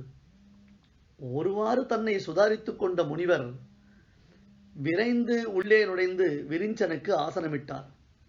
ஆசனத்தில் தாமரையோன் அமர்ந்ததும் மகரிஷிக்கு ஆஸ்வாசம் சற்றே உண்டானது. பிதாமகரே, இதென்ன பாக்கியம்! தங்களின் வருகையால் இந்த தபோவனம் தனிப்பெருமை அடைகிறது. தனையன் நாரதரும் தந்தையார் தாங்களும் இன்றைக்கு இரட்டிப்பு அனுக்கிரகம்தான். பாதங்களில் பணிந்தார் மகரிஷி. வால்மீகியே, உன் உதடுகள் என்னை வரவேற்று உபசரிக்கின்றன. ஆனால் உள்ளத்தில் எழுச்சி இல்லையே. எல்லாம் அறிந்தவராயினும் எதையும் அறியாதவர் போன்று வினவினார் விரிஞ்சன். மகரிஷியின் மௌனமே விடையானது. ஏன் இந்த சோகம்? உன்னை நான் நாடி வந்த காரணம் தெரியுமா? பிரமன். தாங்கள் நாடி வந்தீரா? கட்டளையிடுங்கள் தேவனே. வால்மீகி. நாடி வரவில்லை, தேடி வந்தேன் தபோநிதியே. பிரம்மா. இன்று எனக்கு சோதனை மேல் சோதனை போலும் என மனதினுள் நினைத்தார் மகரிஷி. சரஸ்வதியை காணோம். என்னை விடுத்து அவள் உன்னிடம் வந்ததாக நாரதன் சொன்னான். அவளை தேடி உன்னை நாடி வந்தேன். நான்முகனும் 4 முகங்களிலும் மந்தகாச புண்டகை. பிரபோ, அடியேனோ ஜீவஹிம்சை செய்த காரணத்தினால் பிராணன் போகுமளவிற்கு துன்பம் அடைந்துள்ளேன். தங்களின் தேவியார் தபோவனத்திற்கு வரவில்லை. தங்களின் வருகையின் நோக்கமும் புரியவில்லை. வேதனையின் உச்சத்தில் நெஞ்சம் சுமந்திருக்கும் துயரத்தை சொல்லி தேம்பினார் தபோதனர். ஓயாமல் ராமநாமத்தை உள்ளத்தே ஜபம் செய்யும் நாரதன் பொய் சொல்வானா? வாக்தேவி வால்மீகி ஆசிரமத்திற்குத்தான் வந்திருக்கிறாள். அவள் இங்கு வந்ததற்கு நானும் சாட்சி. பிரமன். ராமநாமத்தை ஜபம் செய்யும் நாரதர் பொய்யுரைக்க மாட்டார் என்றால் நான் பொய்யுரைப்பவனா? பிரமனின் பேச்சின் துணி புதிராக உள்ளதே. ஹே ராமச்சந்திரா, இதென்ன சோதனை? மனதிற்குள் அழும் மகரிஷியின் முகம் வாடியதைக் கண்ட விரிஞ்சன் விகசித்த மலர்ந்த தாமரை போன்று புன்முறுவல் பூத்தான். மனம் மயங்காதீர் மகாத்மாவே. கலைமகள் அருள் பெற்றவர் கலங்குதல் கூடாது. பிரமன். இந்த உரையாடலின் உள்நோக்கம் புரியாததினால் ஒன்றும் பதில் கூறாது அமைதி காத்தார் புற்றிலிருந்து பிறந்த புனிதன். பிரமனே தொடர்ந்தார். மகரிஷியே, நடந்தவை அனைத்தையும் யாம் அறிவோம். வேடுவனை சபித்ததால் உமது சந்தோஷம் தொலைந்து விட்டது. கொடியவனுக்கு கொடூர தண்டனை அளித்தோமே, நாமன்றோ கொடிதினும் கொடியவன் என உம்மை நீரே நொந்து கொண்டிருக்கிறீர் அல்லவா? பிதாமகன் பேசப் பேச தவசீலர் தலை குனிந்தார். தவத்தின் வீரியத்தை இழந்த தனக்கு என்ன தண்டனையோ எனும் அச்சம் அவரை ஆட்கொண்டது. ஆண் பறவையை அடித்து வீழ்த்திய வேடுவனுக்கு சாபம் தந்தீரே, உயிரற்ற அந்த வேடுவனின் உடலை கண்டீரோ? தாமரையோனின் கேள்வித்தாக்குதலில் தபோதனர் நிலை குலைந்தார். என்ன பரத்வாஜனே, நீர்தான் அனைத்தையும் ஆராய்ச்சி செய்பவராயிற்றே, விழுந்த பறவையையும் வேடுவனையும் நதியிலிருந்து புறப்படுமென் பார்த்தீர்களா? பிரமனின் கேள்வி பரத்வாஜனிடம். ஆசிரமத்து மாணவர்கள் ஒன்றுமே புரியாமல் நடப்பனவற்றையெல்லாம் நம்ப முடியாமல் பார்த்து கொண்டிருந்தனர். பார்த்தோமா, பார்க்கவில்லையா? விரிஞ்சனின் கேள்விக்கு விடை தெரியாமல் ஆச்சாரியனும் சிஷ்யனும் ஒருத்தருக்கொருவர் பார்த்து கொண்டனர். நதிக்கரையில் நிகழ்ந்ததை பார்த்தீரா என்றால் உங்களை நீங்கள் பார்த்துக் கொள்கிறீரே. சற்றே அதட்டலில் அயன். விடை தெரியாமல் திகைத்தனர் இருவரும். மகரிஷியே, நீர் கருணையினால் தூண்டப்பட்டு கானகத்தில் முழங்கினீர். ஆனால் அது எம் பிரான் ராமனின் அனுகிரகம். வாக்தேவி உமது வாயினுள் நுழைந்த வைபவம். பிரமன் திகைத்தவர்களைக் கண்டு திசைமுகன் மேலும் பேசினான். மரமும் பறவைகளும் வேடுவனும் எம்பெருமானின் சங்கல்பத்தால் உண்டானவை. மரமாக நான் நின்றேன், வேடனாக வந்தது வேதவேத்யன் ஸ்ரீராமன். நான்முகன், ஐயோ, என் தெய்வத்தை நான் சபித்தேனா? அல்லும் பகலும் உள்ளம் உருகி எந்த பரம்பொருளை தியானம் செய்கிறேனோ, எவனை பூவும் பூசனையும் செய்கிறேனோ, என் ராமனை நான் சபித்தேனா? என் தவம் இத்தனை கொடியதா? நாத்திகரும் செய்ய துணியாததை நான் செய்தேனே. வாய் உலர்ந்து உடல் சோர்ந்து நெஞ்சம் பதறி கண்களில் நீர் பெருக மகரிஷி உள்ளத்தே ஓலமிட்டார். கால்களுக்கு கீழே பூமி நடுவதையும் திசைகள் சுழல்வதையும் வேதனையால் நெஞ்சம் வெடிப்பதையும் நன்குணர்ந்தார் வால்மீகி. ஆச்சாரியன் நிலை கண்டு கலங்கினர் சீடர்கள். மலரானாம் பிரமன் இருக்கும் பொழுது எது செய்தாலும் மரியாதை குறைவு வருமோ என்று பயந்தனர். நெஞ்சை பிடித்துக் கொண்டு நிலத்தில் செறிந்த முனிவரை பரத்வாஜன் தாங்கிக் கொண்டான். நிலை தடுமாறியவர் கண்கள் சொருக நான்முகனைக் கண்டு கண்ணீர் விடுத்தார். ராமா,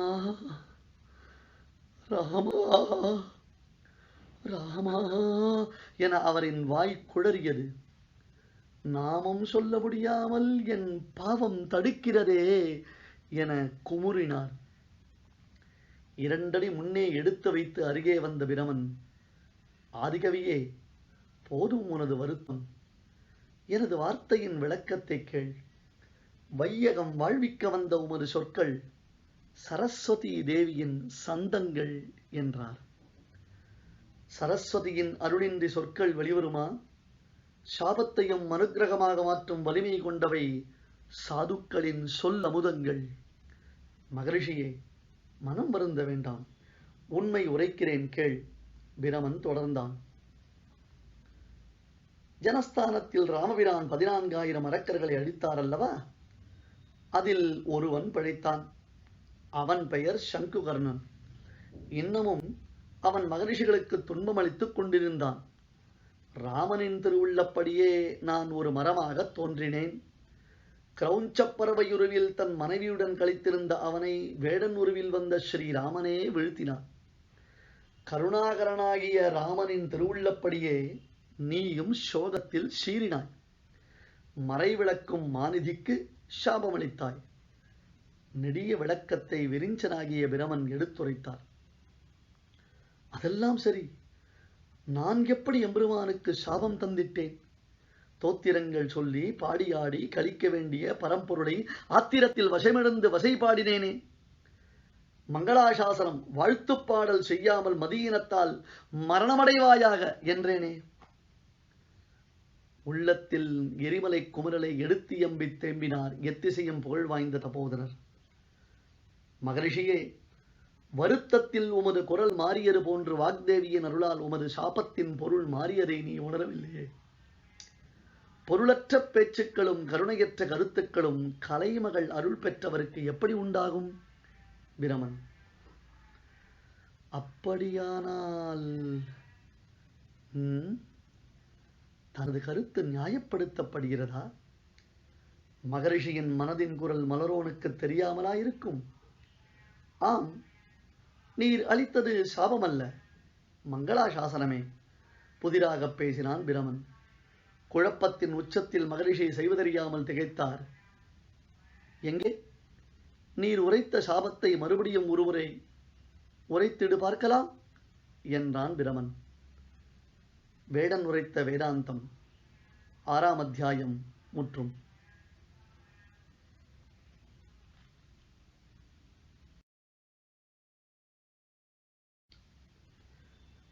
வேடன் உரைத்த வேதாந்தம் அத்தியாயம் 7. மங்கள ஸ்லோகத்தின் மகிமை. நல்ல சொற்களைச் சொல்வதற்கு என்றுமே நாணம் தேவையில்லை. நாசமாகி விடுவாய் என ஒருவனை சபித்த வார்த்தையை மீண்டும் சொல்லச் சொல்கிறாரே பிரமன் என தயக்கத்துடன் தவித்தார் தபோதனர். இன்னமும் என்ன தயக்கம்? எனது வேண்டுகோளை நீ ஏற்பதாக இல்லையா? விரிஞ்சன் கேட்ட கேள்வியில் வால்மீகி உடல் நடுங்கி வியர்த்து நின்றார். என்னது? பிதாமகன் என்னிடம் பிரார்த்திப்பதா? பதறுகிறது அவரின் நெஞ்சம். புன்னகையுடன் பேசினான் பூமகன். பிள்ளாய், எனது வார்த்தையில் நம்பிக்கை இல்லையா? தெய்வ சங்கல்பத்தின் தெய்வீகத்தை இன்னமும் உணரவில்லையா நீ? அடுக்கடுக்கான கேள்விகளை கேட்ட பிரமன் பரத்வாஜனை பார்த்து, ஏனப்பா, நீதான் ஏகசந்தை கிராகியாயிற்றே. ஒரு முறை சொன்னாலேயே மனதில் பதிய வைத்துக் கொள்ளும் வல்லமை பெற்றவனாயிற்றே. உமது ஆசான் அன்றில் பறவையின் துயரம் கண்டு ஆற்றாது வேடனுக்கு அளித்த சாபத்தை, அந்த திவ்ய அமுதத்தை நான் பருகும்படி கூறேன் என்றார். மௌனம் காத்த பரத்வாஜரைக் கண்டு, ஓ, நீ உன் ஆச்சாரியன் சொன்னால்தான் கேட்பாயோ என்ற தாமரையோன் மகர்ஷியின் பக்கம் நோக்கி, புற்றில் உதித்த பிராச்சேரசே, உனது சிஷ்யனுக்காவது அனுமதி தருவீர் என்றார். கண்ணசவியில் குருவின் அனுமதி கிடைத்த பரத்வாஜன் வேதஸ்வரத்துடன் உரைத்த வார்த்தைகள் விரிஞ்சனின் உள்ளத்தை மட்டுமா உருக்கியது? இந்த உலகமே மொய்ந்து போகும் மாறாவமுதம் அங்கே அருள் வெள்ளமாக பிரவகித்தது. மானிஷாத பிரதிஷ்டாம் த்வம் அகமசாஸ்வதி சமாஹ யத் க்ரௌஞ்ச மிதுனாத் ஏகம் அவதீஹி காமமோஹிதம். மானிஷாத பிரதிஷ்டாம் த்வம் அகமசாஸ்வதி சமாஹ யத் க்ரௌஞ்ச மிதுனாத் ஏகம் அவதீஹி காமமோஹிதம். பொருள்: ஏ வேடுவனே, ஒன்றுக்கொன்று அந்யோன்யம் பிரேமையுடன் இருந்த கிரௌஞ்ச பறவைகளில் ஆண் பறவையை அநியாயமாக கொன்றாயே. அடே மூர்க்கா, கொடூர குணம் படைத்த நீ உடனடியாக மரணமடைவாய். கண்களை மூடிக்கொண்டு விரல்களால் ஸ்வரவரிசைகளை எண்ணிக்கொண்டு சாபத்தை சந்தமாக பரத்வாஜன் பாடத் தொடங்கியவுடன் அங்கு ஏற்பட்ட உணர்ச்சி கொந்தளிப்பை வர்ணிக்க வார்த்தைகளே இல்லை. என் கண்ணனாகிய பிரமன் மூடிய கண்களை திறக்கவே இல்லை. பரத்வாஜன் பாடி முடித்ததும் பரவசமான பாவத்துடன், பரத்வாஜா, மீண்டும் ஒரு முறை பாடு என்று கேட்கிறான். நான்முகனின் 4 முகங்களும் மீண்டும் ஒரு முறை, மீண்டும் ஒரு முறை என்று வேண்டின. ஆசிரமத்து சீடர்கள் அனைவருக்கும் சொற்கள் பழகிவிட்டன. பரத்வாஜனுடன் சேர்ந்து அவர்களும் பாட ஆரம்பித்தனர். அந்த இன்னிசையின் எளிமையில் தன்னிலை மறந்தார் மகர்ஷி. கொடூரமான தனது வார்த்தைகளாய் இவ்வளவு மென்மையாக மனதை வருடுகிறது. நான் கோபத்தில் சொன்னது பல சந்தங்களின் பாவத்தை கொண்டுள்ளதே. மரணத்தை தந்த வார்த்தைகள் எப்படி மனதை மகிழ்விக்க முடியும்? பரத்வாஜன் பாடப்பாட என் உள்ளத்தில் ராமபக்தி வெள்ளமிடுகிறதே. இதென்ன விசித்திரம்? மனதில் உண்டான மயக்கத்தின் எண்ண அலைகள் அவரின் நெற்றியில் சுருக்கங்களாக படர்வதைக் கண்ட விரிஞ்சன் வாய்விட்டு சிரித்தான்.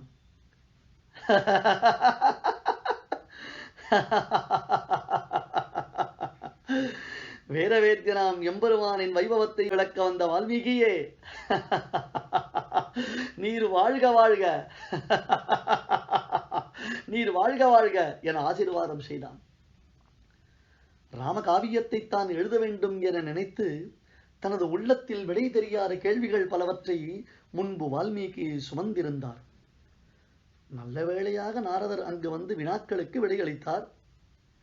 அந்த ஆனந்த அனுபவத்தில் தெளித்துக் கொண்டே தமசாவில் தீர்த்தாமாடச் சென்றபோதுதான் ஏதேதோ சம்பவங்கள் நடந்துவிட்டன.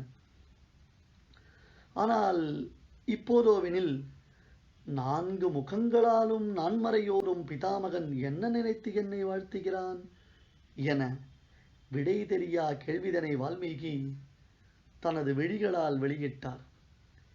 இனியும் தாமதித்தல் தகாது என நினைத்த தாமரையோன் தன் நிகரற்றதொரு விளக்கத்தை இத்தரணியே உய்ந்து போகும்படி உரைத்தார். மகர்ஷியே, மனம் வருந்தாதீர். வேத வேத்யனாகிய ஸ்ரீமன் நாராயணன் தசரதன் பிள்ளையாகப் பிறந்து இந்த உலகை வாழ்வித்தது போன்று அவன் பெருமை போற்றும் வேதம் உம்முடைய வாக்கிலிருந்து ராமாயணமாக தோன்றியது என்றான் தாமரையோன். ராமாயணம், ராமாயணம், ராமாயணம் என்று குருகுலம் முழுவதும் குதூகலம் எதிரொலித்தது. பிள்ளைகள் ராமாயணம், ராமாயணம், ராமாயணம் என உற்சாகத்துடன் முழக்கமிட்டனர்.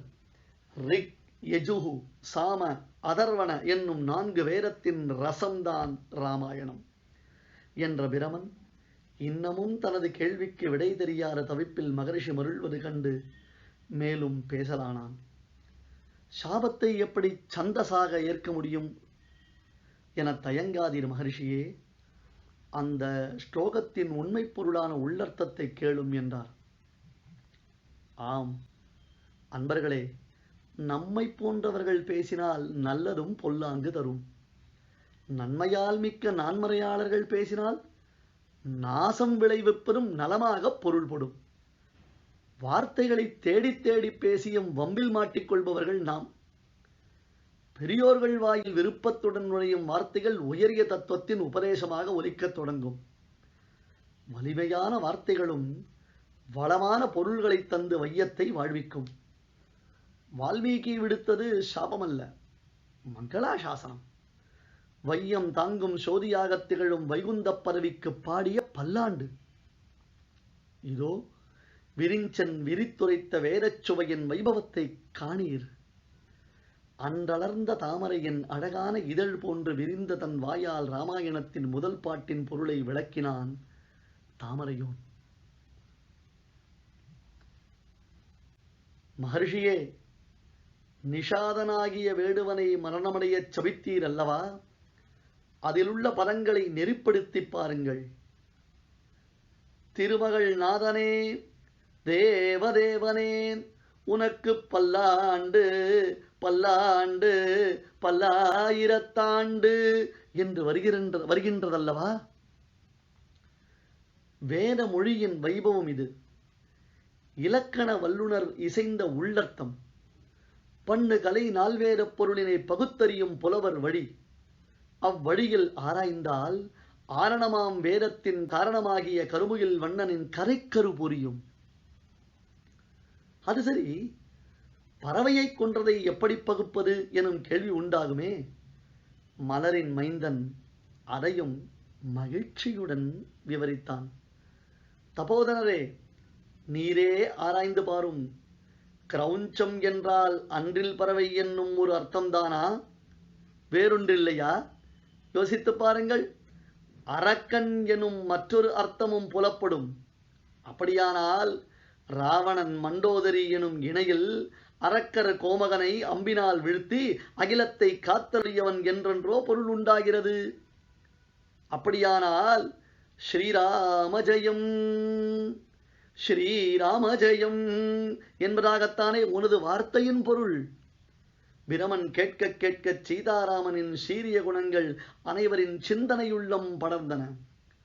கொடூர குணம் கொண்ட ராவணனை மாய்த்து அகிலத்தை வாழ்வித்த அயோத்தி ராமனுக்கு ஜெயம், அயோத்தி ராமனுக்கு ஜெயம், ராமனுக்கு ஜெயம், அயோத்தி ராமனுக்கு ஜெயம், ஜெய விஜயீ பவா, ஜெய விஜயீ பவா என எல்லோரும் ஜெயகோஷம் செய்தனர்.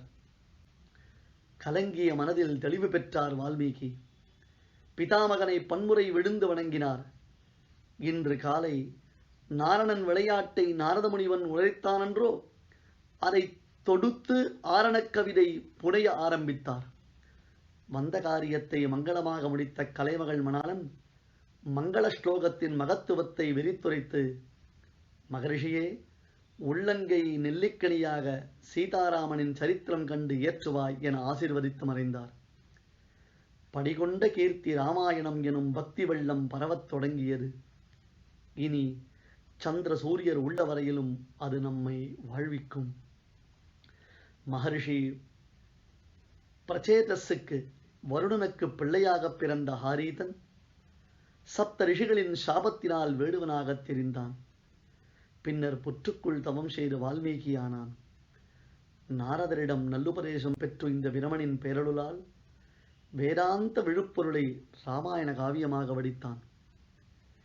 வேடுவன் ஒருவனுக்கு மகரிஷி விடுத்த சாபம் மங்கள ஸ்லோகமாக மகத்துவமாக அமைந்தது.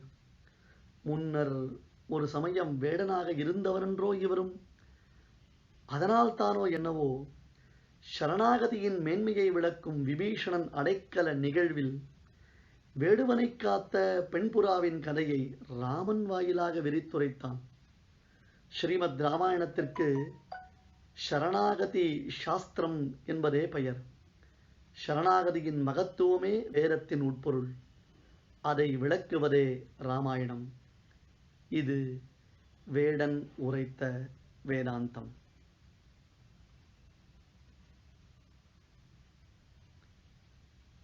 அன்பர்களே, இதுவரையிலும் ஸ்ரீமத் ராமாயணத்தின் அவதாரிகையாக, அதாவது ராமாயணம் பிறக்கும் கதையான வேடன் உரைத்த வேதாந்தம் என்னும் அடியேனுடைய ஒரு நூலின் ஒலிப்பதிவை கேட்டீர்கள்.